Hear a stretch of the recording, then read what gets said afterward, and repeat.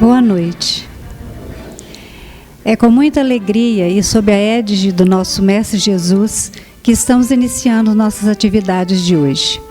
Sejam bem-vindos ao Núcleo Espírita Nosso Lar para mais uma noite de estudo. Nossas palestras são inspiradas no livro Vinha de Luz e o assunto de hoje é relativo ao capítulo 167, cujo título é Nossos Irmãos, e que está em João, capítulo 4, versículo 21. Nossas palestras estão disponibilizadas no nosso canal do YouTube Núcleo Espírita Nosso Lar. Inscreva-se e ative o sininho para ser notificado de novas postagens. E para falar sobre o tema Nossos Irmãos, é com renovada alegria que convidamos agora os nossos amigos Cláudio Bernardes e Mariana Menezes, que são palestrantes espíritas e colaboradores aqui do Núcleo Espírita Nosso Lar. Sejam bem-vindos, Cláudio e Mariana. Boa noite. Boa noite a todos. Bom, já foi lido, né, o texto bíblico, e aqui fala dos nossos irmãos, pelo Espírito Emmanuel, psicografado pelo nosso Chico Xavier, e no livro Vinha de Luz. E dele temos esse mandamento, que quem ama a Deus, ame também a seu irmão. E aqui nós vamos começar a falar do texto que está inserido num contexto maior, que é talvez um dos textos, um dos fragmentos mais polêmicos da Bíblia, que é quando Jesus está com seus amigos, com seus discípulos, e alguém fala lá fora, fala para o Cristo, lá fora está sua mãe, e lá fora estão seus irmãos. E que ele fala, quem é minha mãe? Quem são meus irmãos? E isso gera uma polêmica danada, né? Porque ele fala que quem ama a Deus, quem crê em Deus, esses são os meus irmãos. Então, nesse contexto, a gente consegue entender um pouco mais do que ele quis dizer. Ele não renega a mãe, pelo contrário. Ele conviveu, o tempo de encarnado, ele conviveu com a mãe. E ele cedeu, inclusive, no seu primeiro ministério, ele cedeu a um pedido de mãe. Quando lá nas bodas de Caná, ela pede para ele, ela praticamente dá uma ordem para ele. Ele fala assim, olha, acabou o vinho e você ajuda a turma aí. Ele fala, não, porque agora não é a minha hora ainda. Ela fala assim, olha, acabou o vinho. E ele faz aquela transformação e ele inicia o ministério ali, né, a partir de um pedido de mãe. Então, nós temos aí, né, uma mãe que é atendida pelo Filho, Jesus. E o que ele quer dizer é que todos aqueles que estão em Deus somos irmãos. E Emmanuel faz o comentário sobre esse trecho da Bíblia. Em verdade, amamos a Deus em todos os motivos de júbilo dentro da nossa marcha evolutiva. O Evangelho, entretanto, é farto de recomendações no sentido de amarmos também os nossos irmãos entre as pedras e sombras da escabrosa subida. Então, não é tão difícil, embora é difícil, mas é mais fácil amar as pessoas que nos cercam, as pessoas que concordam conosco, as pessoas que estão sob a nossa tutela, sob o nosso cuidado, os filhos.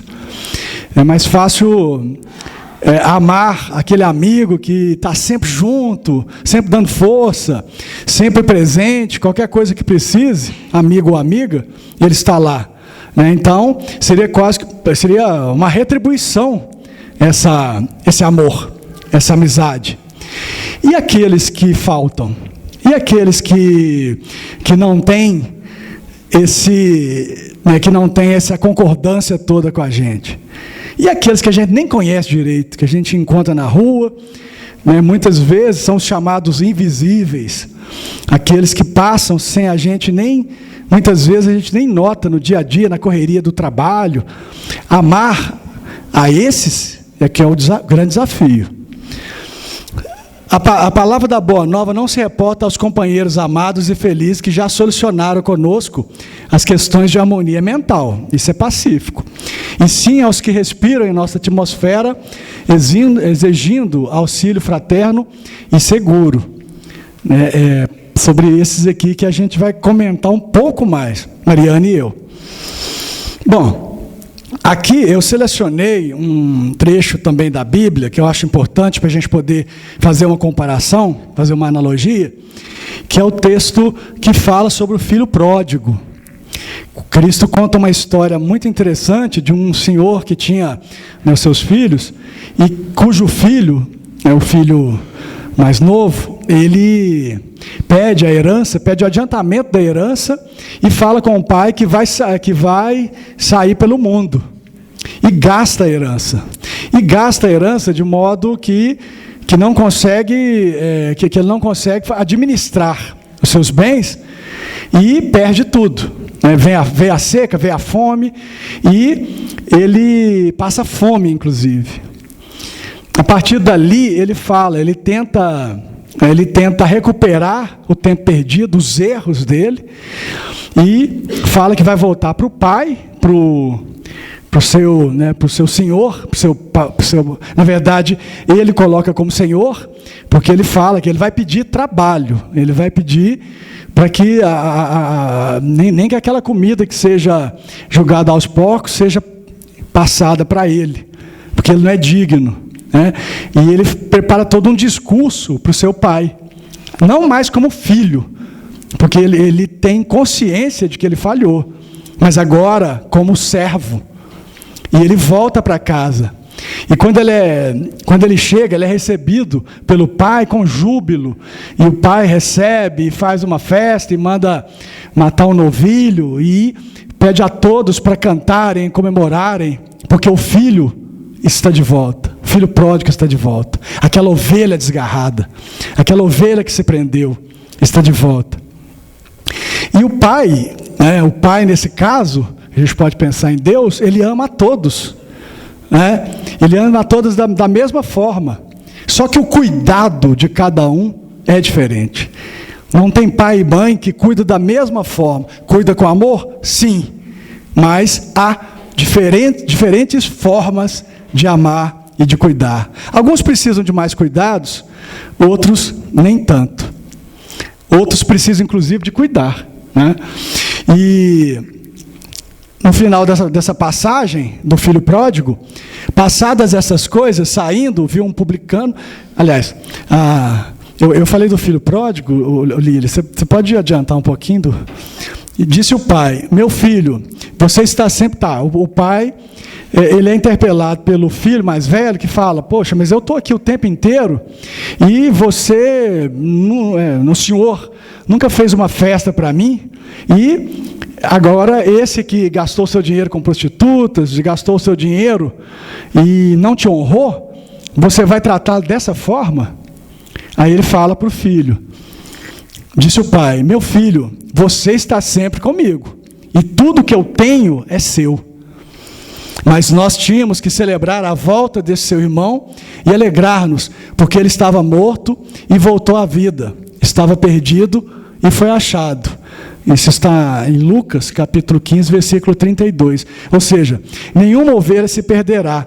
Por que eu até adiantei esse texto? Para poder recuperar o texto do Emmanuel, para dizer que esse filho que está com ele, com o pai, é o filho amado, é o filho querido, sim, mas é o filho que está ali junto dele.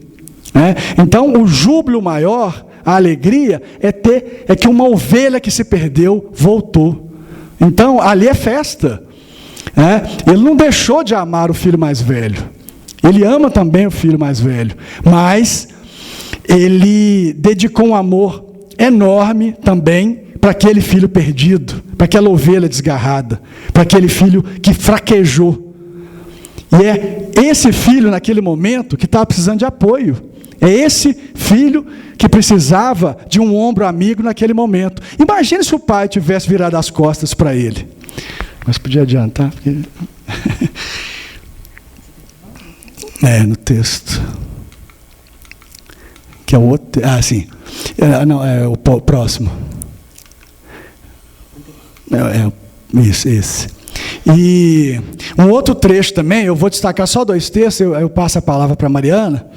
Esse também é um texto que eu acho muito poderoso da Bíblia, que eu acho de uma importância enorme para a gente, que é para quem o Cristo veio, né? Quais são as pessoas, quais são aqueles irmãos que realmente necessitam de ajuda, né?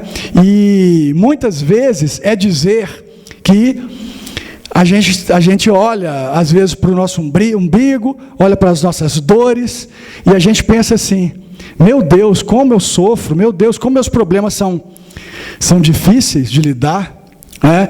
Você pode ter certeza que há irmãos, incontáveis irmãos, que estão passando por situações muito piores.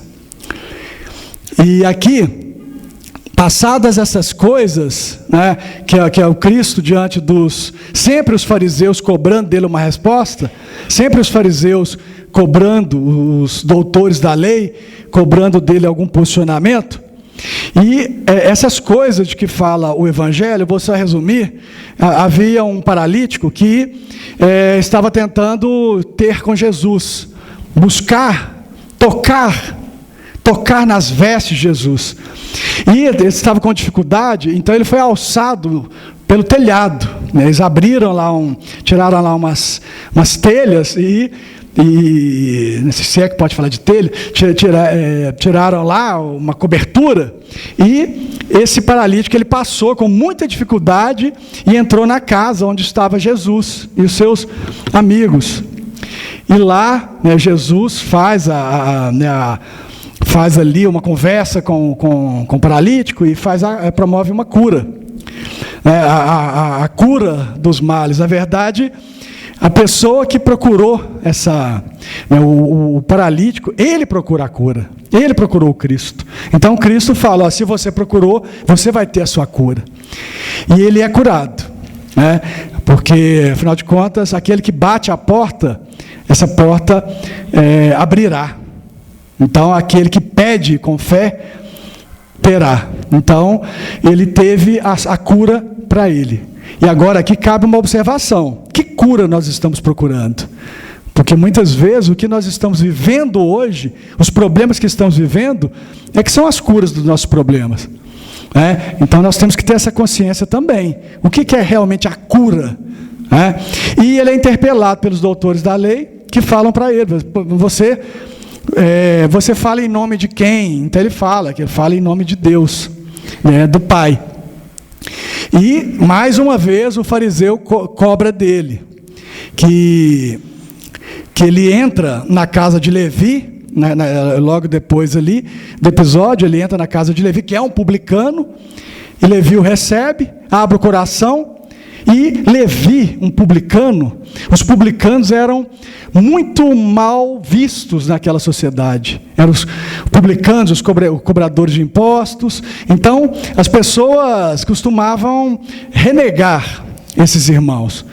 E o Cristo não. O Cristo abre o coração para todos aqueles que querem, né, também dividir esse pão.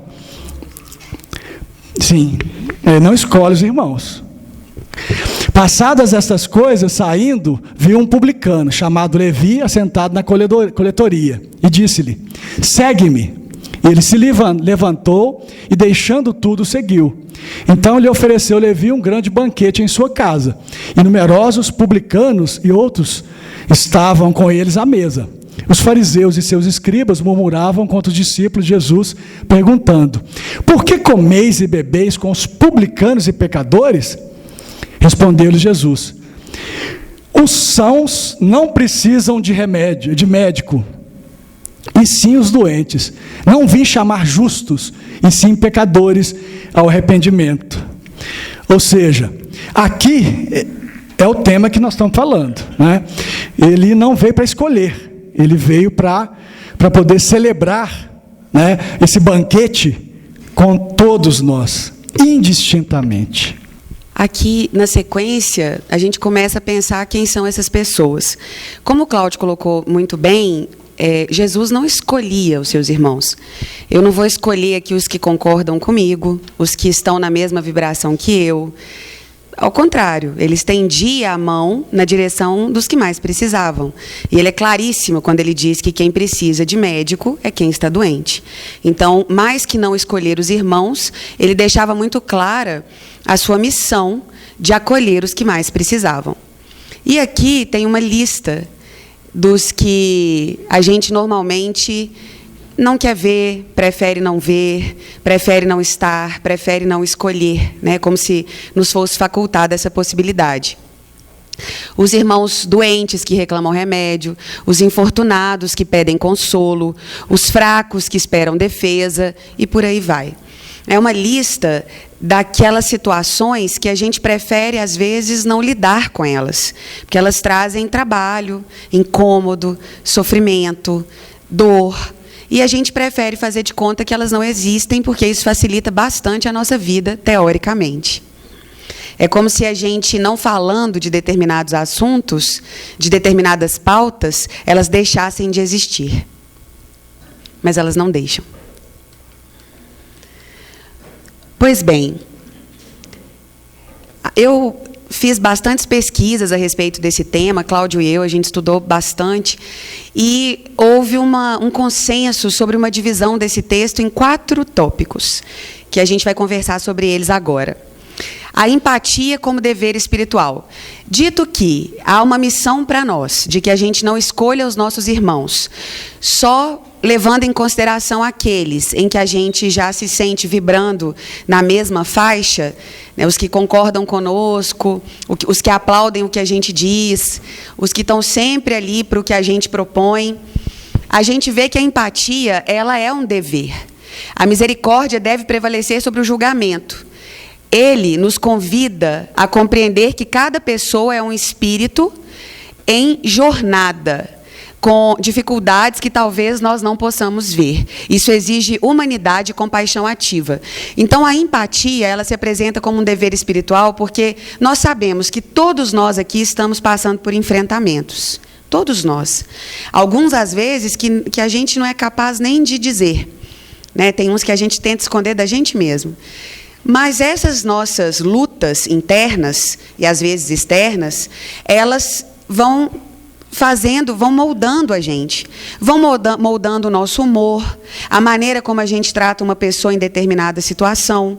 E do mesmo jeito que eu gostaria de ser compreendida numa situação minha, em que eu não lidei com o outro da melhor forma, eu preciso começar a trabalhar a minha empatia em respeitar o outro, porque ele também está num enfrentamento muito pesado, e se eu for capaz de entender que ele não conseguiu me tratar como eu gostaria naquele momento, eu já dei um passo muito precioso, inclusive no sentido de que tenham misericórdia comigo. Aqui, no Evangelho segundo o Espiritismo, a gente lê no capítulo 10, os bem-aventurados, os que são misericordiosos. E aí tem uma frasezinha lá muito importante sobre o argueiro e a trave no olho.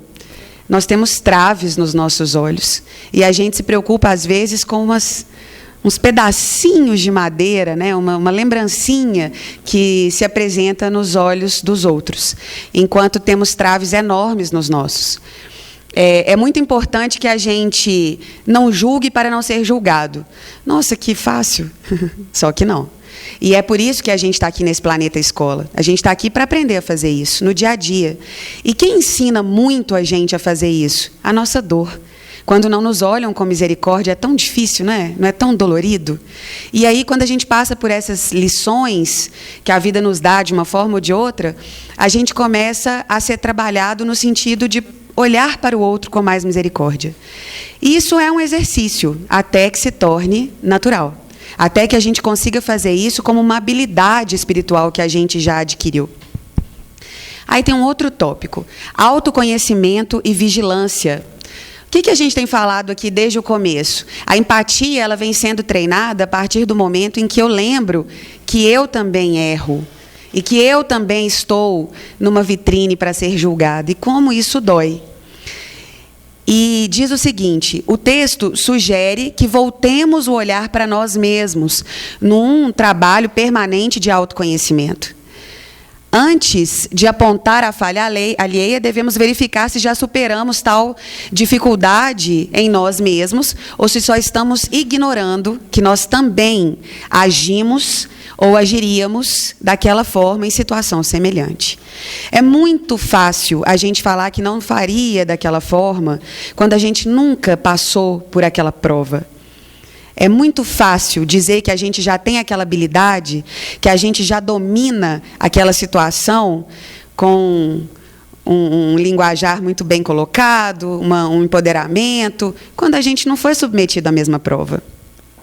Então, isso nos mostra que é importante ter um pouquinho de paciência com o outro. Quando eu olho muito para mim e eu me deparo com as minhas dificuldades, com os meus defeitos, com os meus vícios, eu sei que eu sou imperfeito. Eu sei que eu estou trabalhando para que eu consiga efetivamente seguir os passos do Mestre, que esse é meu desejo. Esse desejo eu já assumi. Esse desejo eu já reconheço. Mas daí a dizer que eu já sou capaz de andar como o Mestre andou, a fazer o que o Mestre fazia, há uma distância muito grande. Emmanuel nos fala da crítica construtiva, não fala da crítica construtiva, mas sim da murmuração, da fofoca, da condenação moral. Ele mostra que esse hábito envenena as relações, fere a fraternidade e cria dívidas espirituais. Além disso, quando a gente murmura muito, a gente queixa muito, a gente está dando um sinal de intolerância e de falta de empatia espiritual. Então, os dois primeiros itens estão muito conectados. Quando a gente está promovendo, e a gente faz isso quando a gente está chateado, quando alguma coisa não sai como a gente gostaria, quando alguém está muito diferente do que a gente gostaria que aquela pessoa fosse, quando ela discorda muito da gente, quando ela é, às vezes, lição viva do quanto eu ainda preciso caminhar, quando ela me faz uma crítica honesta, e eu fico muito chateado com aquilo, porque eu não queria ouvir crítica nenhuma, eu fico, de fato, contaminando o meu ambiente. E vocês já viram que, quando a gente está nessa situação, a gente começa a procurar adeptos à nossa causa? Você viu fulano? Não vi, mas fulano está passando por uma situação. Ah, não, mas fulano... Aí você começa a contaminar o ambiente. Porque você quer adeptos, você quer um time. Você quer que pessoas concordem com você, que você tem razão e que aquela pessoa precisa estar banida do mundo. Ela precisa estar banida das relações. Mas não é o melhor caminho. É um erro que a gente comete. E que a gente se peça desculpas para essa pessoa, que a gente reze por essa pessoa, se é tudo que eu dou conta de fazer neste momento, e que a gente recomece. Recomece quando? Daqui a pouquinho. Reconheci, pedi desculpas, me pedi, que eu já recomece, que eu tente de novo, que eu recomece. A caridade como antídoto. Ao invés da queixa, que, como vem ali em cima dizendo, que é por si só um sinal de intolerância e de falta de empatia espiritual, a caridade, por sua vez, é um antídoto. A caridade, ela é trabalho, ela é o amor em movimento. Então, quando eu não perco tempo murmurando, e sim, quando eu invisto o meu tempo trabalhando, eu não tenho... não sobra muito espaço para que eu fique só na murmuração, na fofoca, na falta de empatia. Eu começo a me ocupar. E, gente, quando eu falo isso, é para todos nós, né? Todos nós fazemos isso ainda. E é importante que a gente comece a buscar essas muletas para que o nosso crescimento seja efetivo, para que a gente recomece conscientemente, para que a gente assuma novos compromissos com nós mesmos e com Jesus o tempo todo, porque a gente cai e levanta o tempo todo, graças a Deus. Emmanuel propõe o silêncio, a paciência e o auxílio fraterno. Aí eu até pedi licença, Emmanuel, porque na sequência eu criei 3 silêncios, vou falar deles, que é para eu treinar também, é um compromisso nosso. A gente vai falando sobre isso para a gente aumentar a intimidade. No rádio eu sempre gosto de dizer isso, eu dificilmente saio de um programa sem falar sobre isso. Por que a gente lê tanto o Evangelho? Por que a gente trabalha tanto o texto evangélico? Para a gente aumentar a nossa intimidade com esse texto e, por consequência, a nossa vivência deste texto. Porque ele é um texto muito vivo. Mas se eu não leio repetidas vezes, eu não vou memorizando, eu não vou fazendo com que ele salte do meu coração para as minhas atitudes. Então é por isso que eu preciso ser íntima desse texto, para que quando eu for tomar qualquer decisão, salte antes o bom exemplo que está no Evangelho. E isso reflete o ensino de Jesus. Amai-vos uns aos outros. A verdadeira caridade não é apenas material, mas moral, quando escolhemos amparar e compreender ao invés de acusar. E aí tem no Evangelho segundo o Espiritismo, lá no capítulo 11, amar o próximo como a si mesmo, o maior mandamento. Então a gente tem que... A indulgência é um sinal de sabedoria, né? Por que não, de evolução moral, de onde a gente já consegue estar moralmente falando. A caridade se mostra também na maneira como olhamos os erros alheios. E essa questão do erro, ela é pacífica? Será que toda vez que eu olhei para alguém no erro, era erro mesmo? Quem falou que eu sou a régua do mundo? Quem disse que eu sou capaz de dizer que o outro errou? Eu não sou a régua do mundo. Sob o meu ponto de vista, a pessoa pode estar muito errada, muito equivocada. Mas aí a gente vai pensar, eu conheço quais foram os caminhos que essa pessoa pisou? Eu não conheço. Eu conheço o histórico dessa pessoa? Eu não conheço. Eu conheço as lutas internas dela? Também não. Eu sei quais são as superações que ela já vivencia? Muito menos. Então, quem disse que é erro? Eu? E quem me deu essa autoridade moral? Quem tem autoridade moral não julga. E por que eu me coloco na condição de dizer que é erro, que a pessoa está enganada, equivocada, agiu mal, chamar meu séquito aqui para a gente poder detonar essa pessoa para o resto da nossa existência, bani-la da nossa companhia e ser incapaz de tentar, na verdade, vibrar na direção dela para que as coisas se esclareçam da melhor forma possível.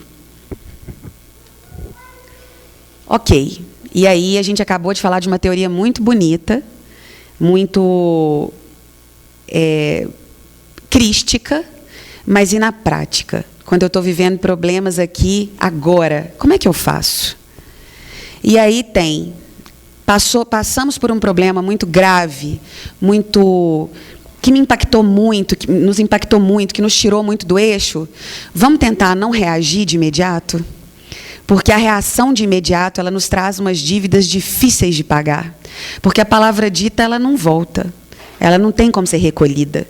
Então, se a gente conseguir, pelo menos, guardar um pouquinho aquilo tudo que veio aqui, ó, lá do estômago, a gente já deu um passo bem legal. Então, então você só tem bons pensamentos, pensamentos leves e livres de qualquer dor, de qualquer situação em que você faça mal para a imagem daquela pessoa, não. Veio, mas se eu dei conta de não externar, de não exteriorizar, já foi um passo bom. Concordam? E aí vem o segundo. Inspirados por Emmanuel, porque você lembra que ele falou para a gente, silenciar, refletir e amparar? E aí eu pensei em traduzir isso em 3 silêncios. E que são os seguintes. Ancoremo-nos, então, em 3 silêncios. Eu pensei no silêncio protetivo, que é esse primeiro lá. Não reage de imediato, não. Silencia. Se esforça. Olha para baixo. Toma um copo d'água. Não fala na hora. Guarda. Porque você também não conseguiu, de pronto, entender tudo que aconteceu ali numa situação de ataque, numa situação de discussão. A gente não tem essa capacidade de absorver aquilo de pronto. A gente precisa de um tempo. Vamos nos dar esse tempo. Então, esse vai ser o silêncio protetivo. Aí, depois, eu pensei no silêncio reflexivo, que é o que vai fazer com que a gente se conecte com as nossas próprias falhas. Que é o que vai dizer assim, ok, errou feio comigo, mas eu também já errei. Não sou nenhum alecrim dourado, não. Eu já errei também. Errei feio. Errei, não pensei no que eu disse. Em outras circunstâncias já ofendi. Já tratei com desrespeito. Eu já ignorei. Eu já deixei essa pessoa muito magoada porque eu fui incapaz de cumprimentá-la como ela merecia.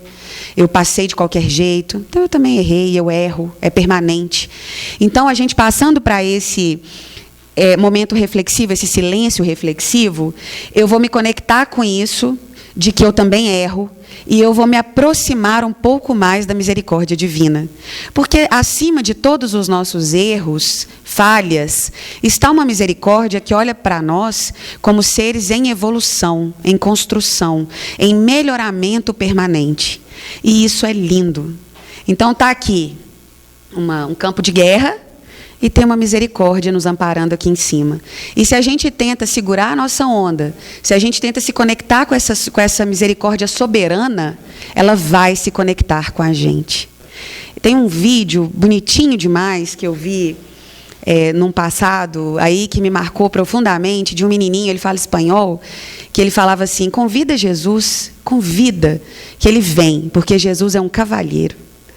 Ele dizia: você tem seu livre-arbítrio, você tem sua forma de agir, mas convida Jesus a te amparar quando você for tomar uma decisão, quando você for fazer alguma coisa. Convida o tempo inteiro. Convida a hora que lembrar, convida a hora que acordar, convida no almoço, convida no jantar, numa reunião de trabalho, quando vier fazer uma palestra, quando for jogar bola, convida. Vem comigo, Jesus, vem comigo, me ajuda a tomar as melhores atitudes, me ajuda a não ferir ninguém, me ajuda. Ele ajuda. E aí eu pensei num terceiro silêncio, então, isso sempre amparada por Emmanuel, tá? Não é nada, não estou tentando reinventar a roda, não, porque eu pensei que em silêncio a gente, de repente, consiga agir de uma forma melhor. E isso eu estou dizendo para mim mesmo, porque vai ser faladeira lá longe. Então, como eu falo muito, eu preciso pensar nisso. Não só no quanto falar, mas no como falar, quando falar. Eu preciso fazer esse exercício permanentemente. E aí, no último silêncio, o silêncio útil, que é o silêncio que ampara. Como é que eu vou amparar uma pessoa que está em franca discussão comigo, que está enfrentando um problema comigo de uma forma que ela não concorda comigo e eu não concordo com ela? Se eu não der conta de mais nada, prece. A prece é uma ferramenta de uma grandeza incalculável. E é uma ferramenta gratuita, acessável a qualquer tempo. Nossa, do nosso jeito. Ai, não dei conta de fazer aquela prece bonita que a Lília fez. Como é que eu faço, meu Deus? Pai nosso que estás no céu. Eu não dei conta de fazer aquelas preces lindas que eu ouço na casa espírita. Conversa com Deus do seu jeito. Conversa com Jesus do seu jeito. Fala: Jesus, eu não estou dando conta. Você fica aqui comigo? Conversa como der. Eu não estou dando conta de jeito nenhum. Ô, meu amigo, você reza comigo? Você consegue rezar comigo? Pede ajuda para rezar. Nós não estamos aqui para ficarmos sozinhos. Todas as nossas provas e crescimentos, elas passam por uma condição coletiva nossa, por uma condição nossa de que juntos nós estamos aqui expurgando os nossos demônios e nós estamos fazendo um crescimento espiritual e moral muito grande. É para isso que a gente está junto, é para isso que a gente tropeça, é para isso que a gente vê o tropeço do outro, é para isso que quando eu estou para cair, vem um amigo e estende a mão. E às vezes eu estou tão preso lá na queixa, lembra? Que é um sinal de que eu não estou indo muito bem, que eu estou precisando mesmo buscar mais amparo. Eu estou tão preso na queixa que eu estou incapaz de ver a quantidade de coisa boa que está no meu entorno, a quantidade de mão estendida que está na minha direção, a quantidade de gente que às vezes eu nem dou notícia e que tem o meu nome no seu caderninho de oração. Então, as nossas benesses, o acompanhamento divino, o acompanhamento da espiritualidade é tão grande que eu não posso me desconectar disso. Eu preciso lembrar disso o tempo inteiro e agradecer. E aí, quando eu tenho, então, esses 3 silêncios, só nisso já deu para a discussão terminar. Né? Só nisso já deu para eu apaziguar as coisas. E aí, com quem que eu estava discutindo? Com alguém que está numa vibração diferente da minha. Ou que, de repente, em função da minha ignorância, eu não consegui aceitar que aquela pessoa me trouxe uma informação valiosa. Eu desprezei e eu fiquei muito brava. E o silêncio ele faz com que eu reveja as coisas. E vocês já viram que quando a gente para e fica em silêncio mesmo, real, e reflete, a gente sente até um rubor no rosto, assim, de vergonha do que eu teria feito, do que eu teria falado, de onde é que eu teria parado com isso. Então, esse rubor, ele é um sinal de que eu tomei uma boa atitude, que eu consegui segurar a onda, eu não criei novas dívidas, novas arestas, eu consegui me refazer. E, oportunamente, consigo pedir desculpas, consigo recomeçar, ou consigo, se não for possível, como diz o texto, fazer uma prece para aquela pessoa, para que ela possa se conectar com uma energia que a ajude a tomar decisões melhores, resolver as coisas com diálogo. Gente, o diálogo é muito importante. Ele é muito importante. Quando a gente corta o diálogo, a gente corta a possibilidade de solução. Se você vira para mim e fala, eu não quero conversar, como é que eu faço? Como é que eu avanço? Como é que eu tento resolver? Como é que eu tento te explicar? Então, que a gente se esforce também para não cortar o diálogo oportuno, o diálogo com a cabeça fresca, o diálogo que eu pedi a Jesus que me ajudasse a ter as melhores abordagens, que eu pedi a Ele que estivesse ao meu lado, para que eu não dissesse besteira, para que eu não dissesse bobagem, como eu disse, para que eu não criasse novas arestas. E aí, como é que a gente se apoia? Onde é que a gente se apoia? A gente tem, na doutrina espírita, livros, eu sei que vocês sabem muito bem disso, nós temos livros muito preciosos e que a gente acha que já leu, mas toda vez que a gente lê de novo, quando a gente já é outra pessoa, a leitura e a compreensão daquele texto mudam. Porque eu começo a ter uma condição de entendimento cada vez maior, porque a minha bagagem está aumentando. Então, nós temos livros, né, que amparam o meu entendimento do Evangelho, que estão à nossa disposição. E que a gente pode pegar de vez em quando e ler do jeito que der. Ah, eu não sou muito da leitura, eu não tenho muita condição, não gosto. Lê um pedacinho, lê um trechinho, deixa do lado. Lê do jeito que der. Ah, eu não gosto definitivamente. Quantas ferramentas nós temos hoje à nossa disposição? Nós temos esses textos lidos na internet, no YouTube. Nós temos palestras variadas. Coloca para ouvir, coloca para dormir. Tem um passe virtual do Instituto André Luiz, que ele é rouco na minha casa. E ele fala assim, é um segredo nosso, gostaria que ficasse entre nós, que ele fala, uma vez por semana, infelizmente, eu ouço várias vezes por semana.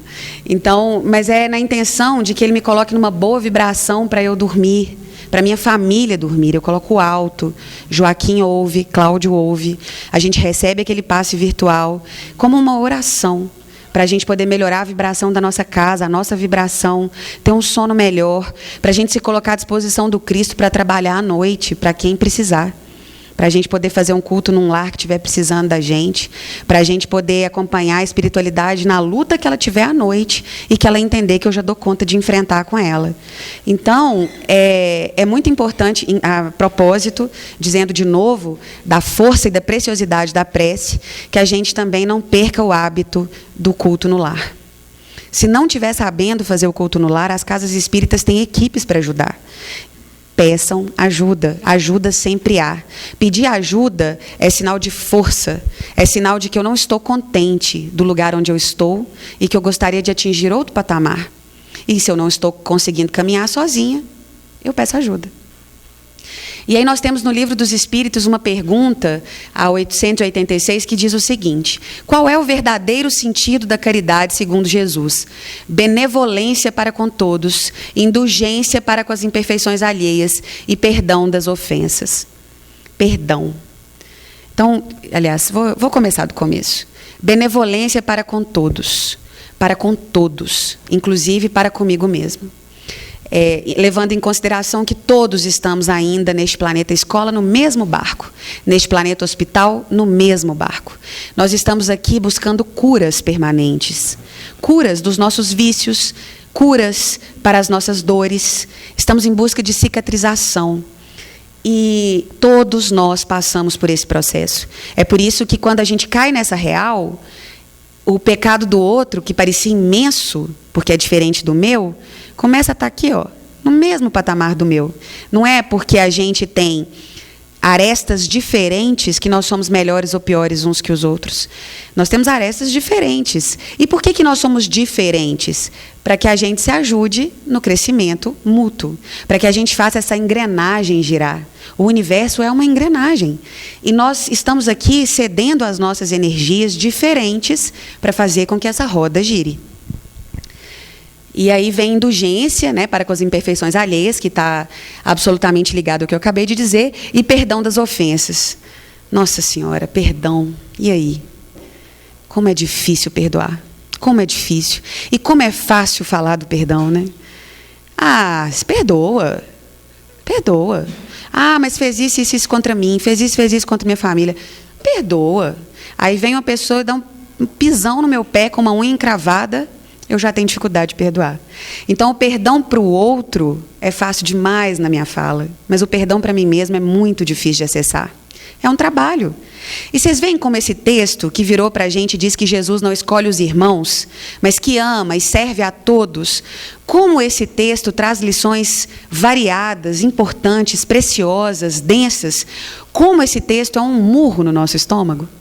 Porque ele está dizendo o seguinte: se eu consigo olhar, eu gosto de fulano, e eu consigo olhar para um erro dele de uma forma mais amena e mais leve, e consigo perdoar, eu preciso me exercitar para fazer a mesma coisa com alguém que eu conheço pouco, que eu não lido tanto, que eu já tive uma discussão no trabalho, que já me fez algum mal, que já me tratou com alguma arrogância. Eu preciso me exercitar. Eu estou aqui para me exercitar. E não é só fisicamente. Eu estou aqui para me exercitar moralmente e espiritualmente. E a outra pergunta também, né, do Livro dos Espíritos diz, a 785, qual o maior obstáculo ao progresso? O orgulho e o egoísmo. E o orgulho e o egoísmo são raízes, pais da crítica e da intolerância. Vocês viram quantas vezes a palavra intolerância apareceu ao longo aqui da nossa conversa? A intolerância é uma péssima conselheira. Péssima conselheira. Porque ela me coloca num lugar de quem não precisa ser abençoado pela tolerância do outro. Enquanto eu estou aqui, me achando enorme, porque eu estendi a mão para meia dúzia de pessoas, tem um exército estendendo a mão para mim. E quando eu sou intolerante, eu esqueço o quão eu sou necessitada de ajuda. Eu sou muito necessitada de ajuda. Eu caio o tempo inteiro, eu erro o tempo inteiro.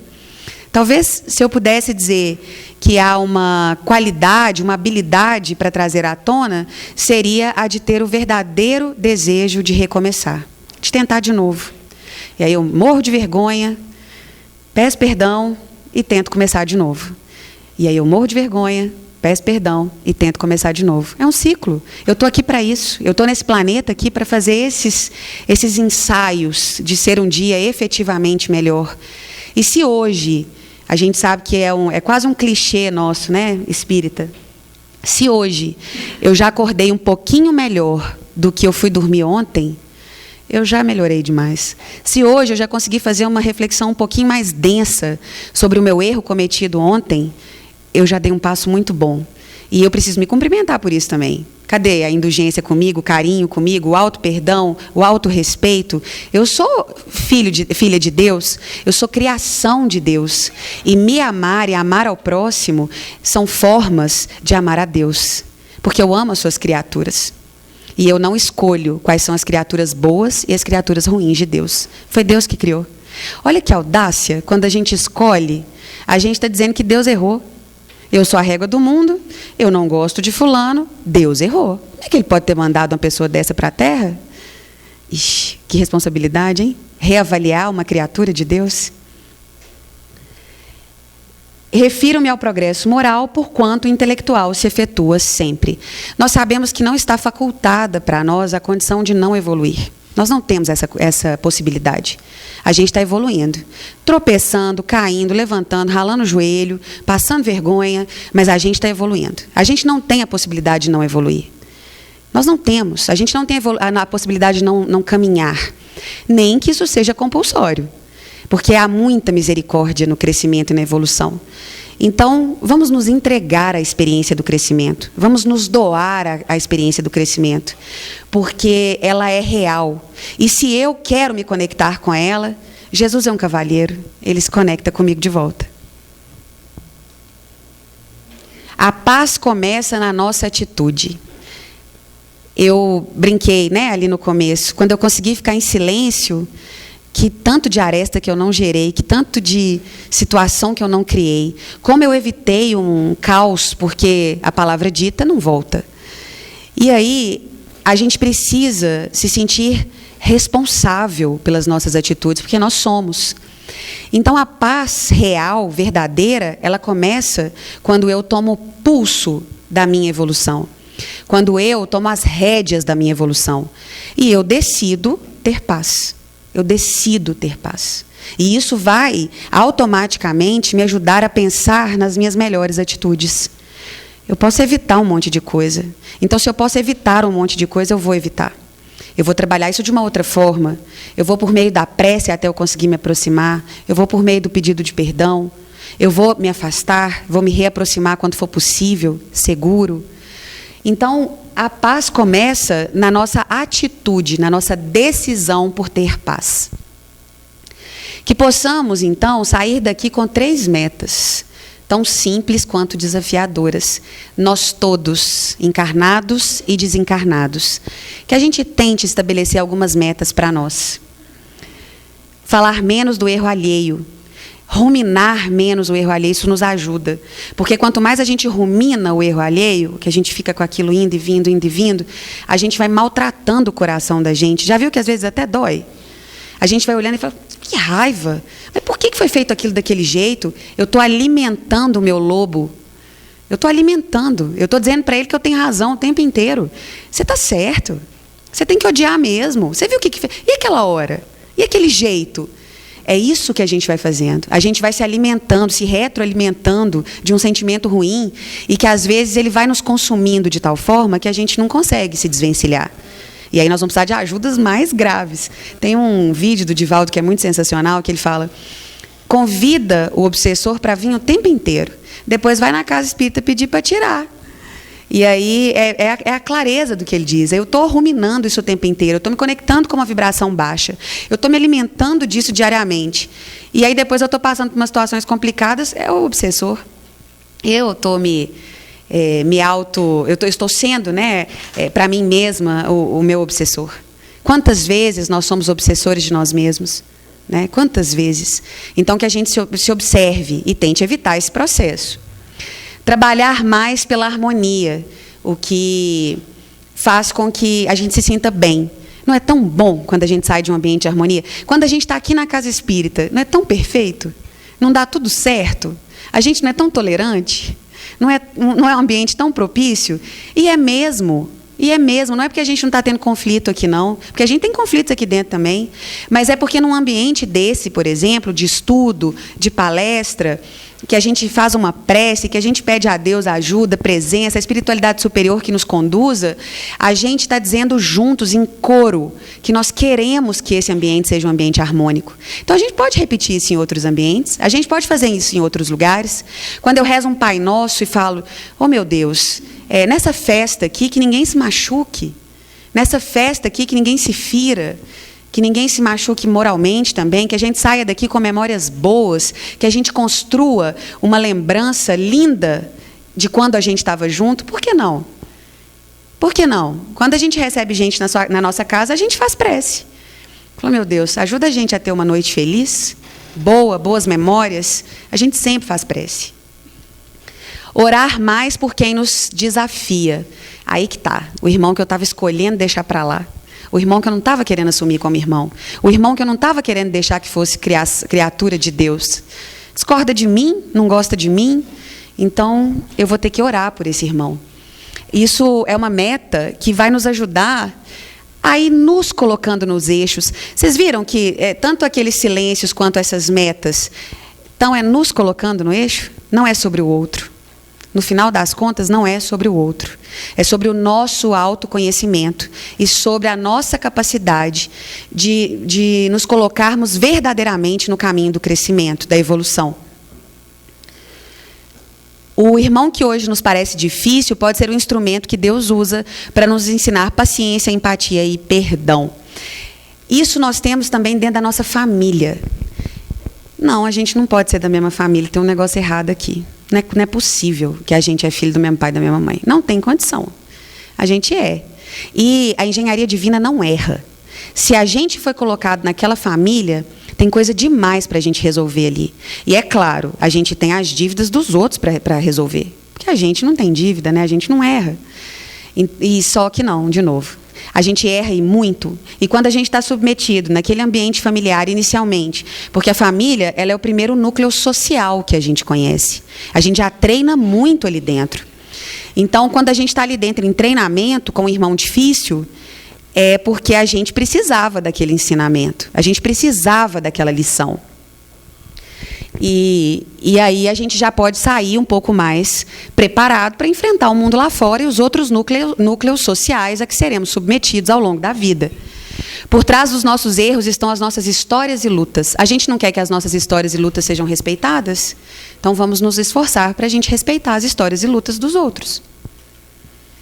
O bem que deixamos de fazer por nos ocuparmos demais em julgar é uma oportunidade perdida de sermos melhores. E, dito isso, agradecemos profundamente a atenção de todos. Pedimos que a gente se conecte com essas 3 metas, todos nós, para que a gente possa ser amanhã já um pouquinho melhor do que a gente foi hoje. Que o erro que a gente cometeu hoje já não seja o erro que a gente vai cometer amanhã de novo. Combinados? Eu convido ao Cristo com seus anjos, com seus bons espíritos, que nos acompanhem nessa noite.